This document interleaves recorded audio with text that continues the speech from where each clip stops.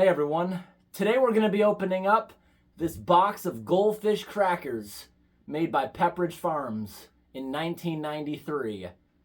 It has a sell-by date in 1994, meaning the store cannot legally sell it past that point, but it will be good for consumption quite a bit after it. Things like this don't have an expiration date. Look at that. I like how this box is. Look at that, you can make it swim. All right, I'll give you a close-up look at this container, and then we're going to open it on up. All right, here's a close-up look at this box. You don't see boxes like this anymore. They've had quite a few special edition boxes over the years, even some being metal. I'll make sure everything focuses in if anyone wants to pause and read it.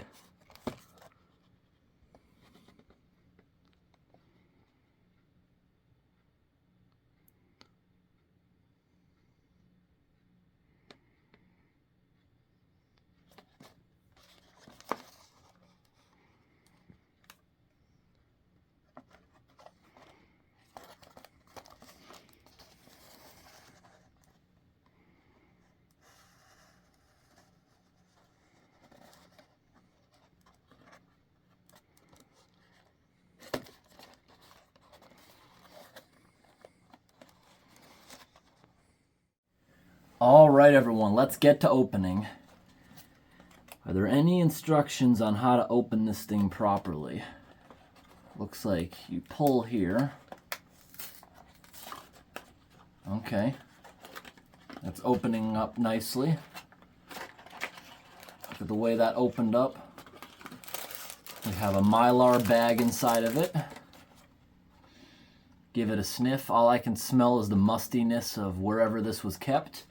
But I like how I should be able to simply put a drop of hot glue there and it'll look unopened for my shelves. I like to put all these things up on display behind me because you can never find that sort of thing again.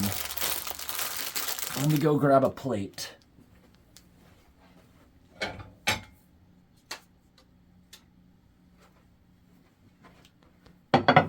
All right, let's open this up. Pressure test.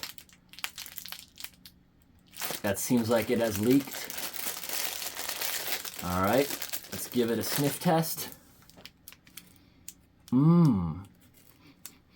Yeah, that does not smell like it's supposed to. They look okay. They don't look as gold, as yellow as they would be today. They probably didn't put as much garbage dye in it back then. I noticed when we review products and compare ingredients, a lot of the older products were actually healthier for you. So this here, it smells like sort of like waxy. It kind of smells like crayons. Here's a close-up look at the crackers. Look at that. They look normal, they just don't smell normal. Are they gonna taste normal? All right, it's time for a taste test.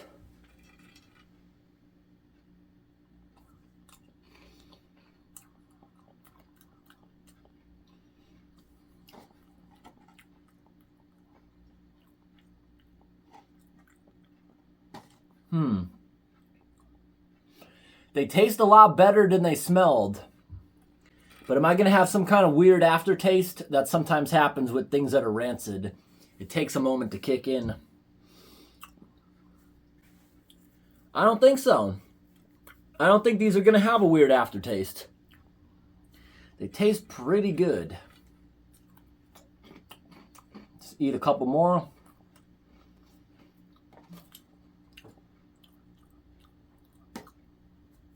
Despite the smell, they actually taste pretty normal. Got a good touch of salt on it. They're actually not that bad. And there's no aftertaste that I'm aware of yet.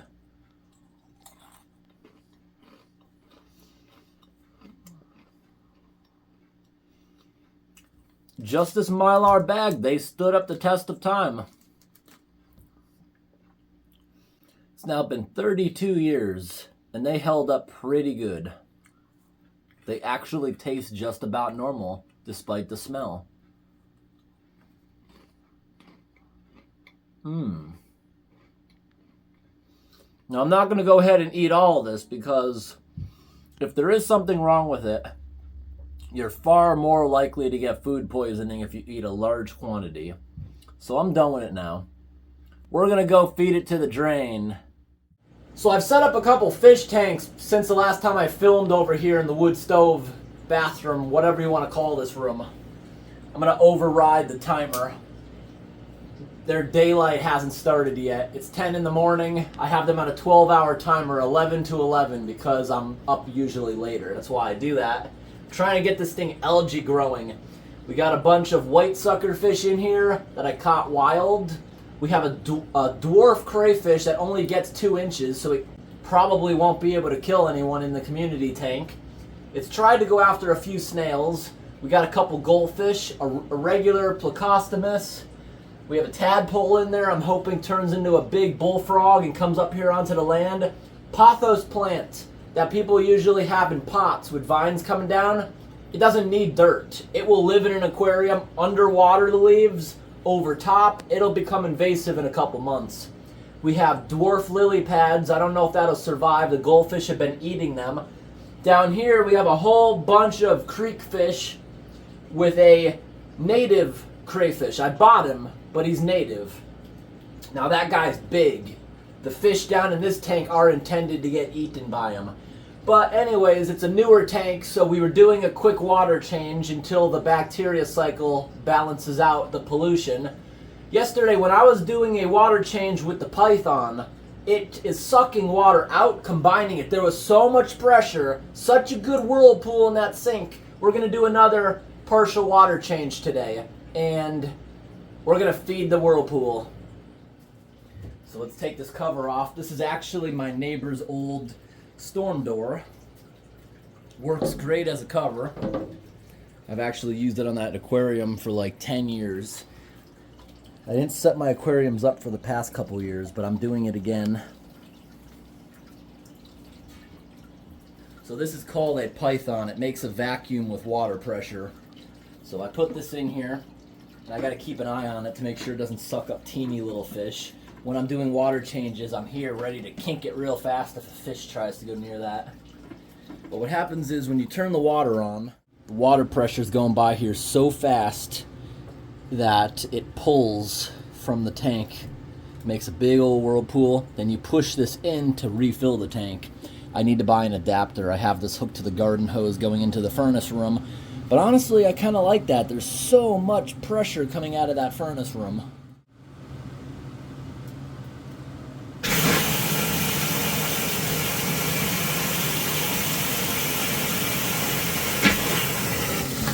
All right, that'll make a big whirlpool in a minute. You see how it creates a suck? It's a vacuum. That's how you go around cleaning gravel. But it's a new tank, the gravel's not dirty.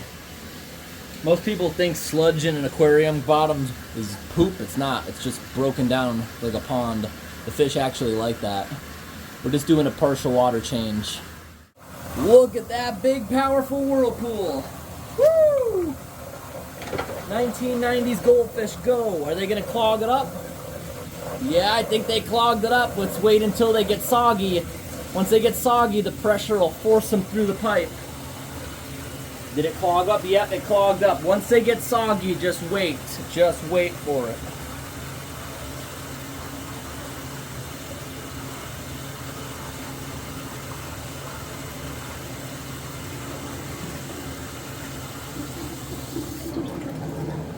Look at the bubbles now. I pulled it out of the tank because I don't want the water getting any lower. But I'll keep you guys on this until it's ready. Actually, while this is going right now, I'm gonna do water change on the lower tank. Let's build that pressure. I bet it'll let loose from pressure before it overflows. Yeah, I think it's already letting loose.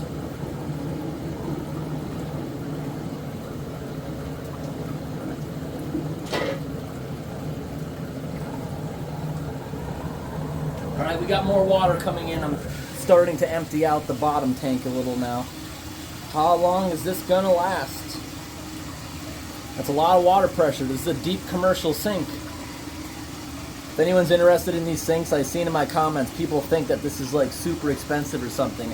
This came from Amazon. It's actually cheaper than those cheap plastic basement sinks you get at the Home Depot.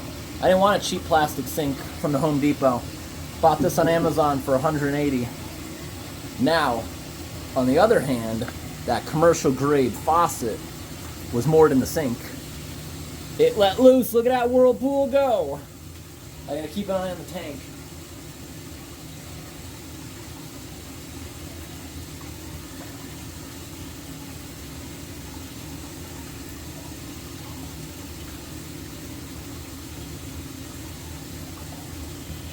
It's so funny.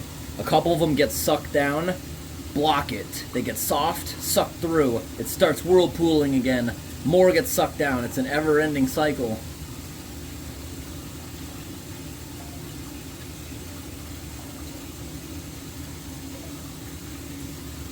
And usually if I was cleaning aquarium gravel, I wouldn't have it on super full blast like this. We're just doing a water change. I'm about to pull it out of the bottom tank too, so we'll just have the hose pressure. We'll no longer have that extra water coming in. But yeah, they're definitely helping clog it up. For a commercial sink, I don't know why it has a couple small slots down there. I guess so you don't drop silverware. The septic bacteria is going to be excited. At least we know the septic system works good. I've done this like multiple times this week. Whoever built this house, at least when I had it inspected, they think a plumber or someone in the commercial trades built it. Because for a small 780 square foot house, it amazingly has a septic built with 6-inch pipes. That's usually considered commercial. Don't know why they use pipes that are so massive. The whole drain field is 6-inch permeated pipes. Usually you'd only use 4-inch, and the plumbing inside the house would be 3-inch by code. Whoever did that doubled it. Look at that go. This is taking a lot longer than I thought.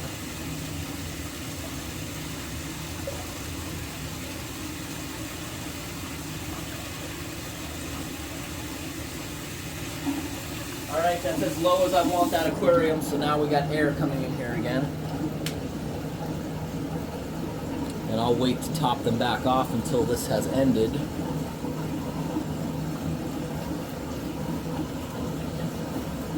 The angle of this is perfect for massive whirlpools.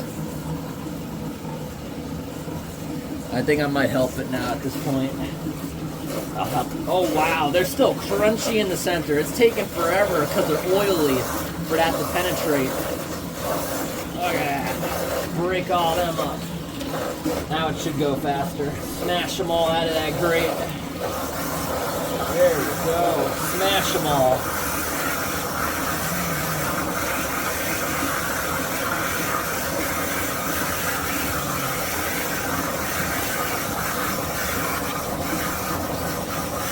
I think we killed every one of them. Oh, there it goes. Cold water and oil don't mix. Let me wash my hands now.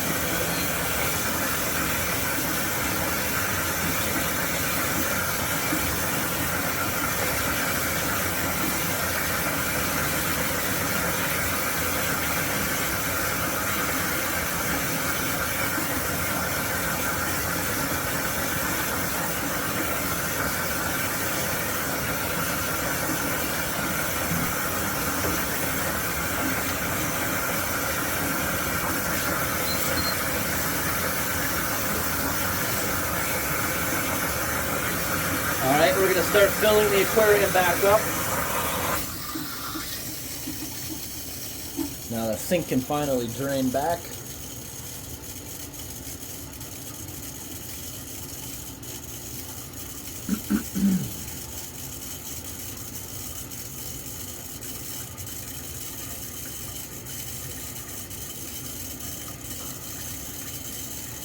It takes forever for that whirlpool to stop when it comes out at that angle. I love it. Just gets it going. Look at that. There's so little in there, but yet it's still going. There we go.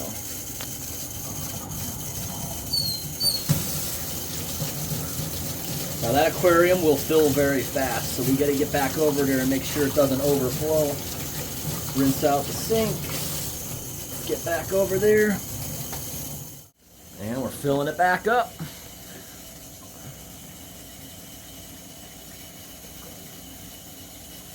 If anyone wants to see my aquarium videos, they all go on my vlog channel called Post 10 Extras and Vlogs. Post 10 Vlogs and Extra. I got that backwards. But this fills up really fast when you have the pressure of a garden hose. And where I have it connected in the furnace room, it's before all the filtration units of the house. So there's nothing reducing flow. It goes really fast. So everyone in that bottom tank is native. All the fish I wild caught, despite the actual big crayfish that's like the size of my hand that lives down there. I got him at a pet store. One up top came from a pet store too. He was so cute. And the lady said he was there for months because no one wanted him, but they're perfect for community tanks, ones that literally don't grow over 2 inches. But it will occasionally kill things like snails if you're not feeding the tank often enough. Now, you don't ever want to kink it because it can blow the plastic connection in the sink. So what I quickly do is, get ready, like that.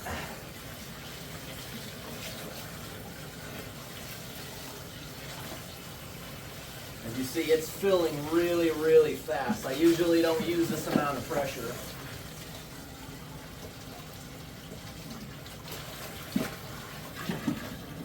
That'll work. Then I gotta quickly go over there. I'm gonna switch it off again so it sucks the water out of the hose.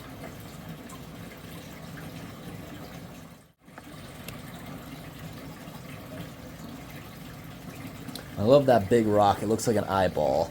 I found that up in northern Yukon when I was filming up there this year. And I got these stones at the Home Depot. That one fit perfect. This one I had to chisel a little bit. It was too big.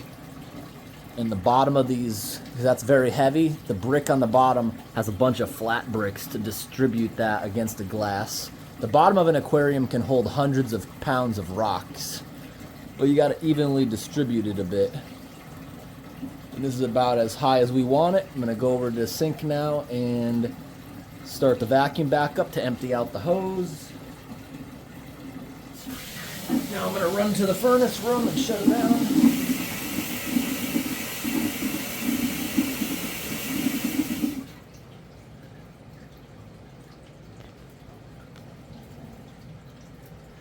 Another day, who wants to see me install a water hammer? If I shut that off really fast, it goes thump.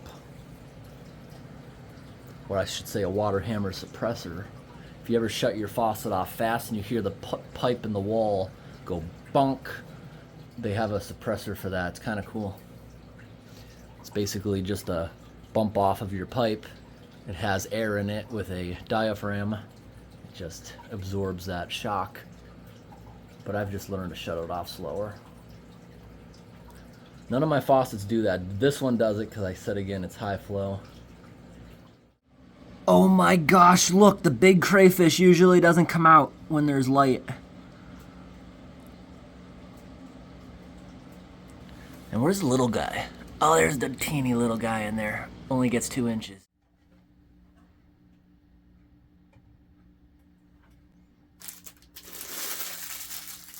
Alright everyone, I hope today's video was interesting. Thanks for watching, and have a great day.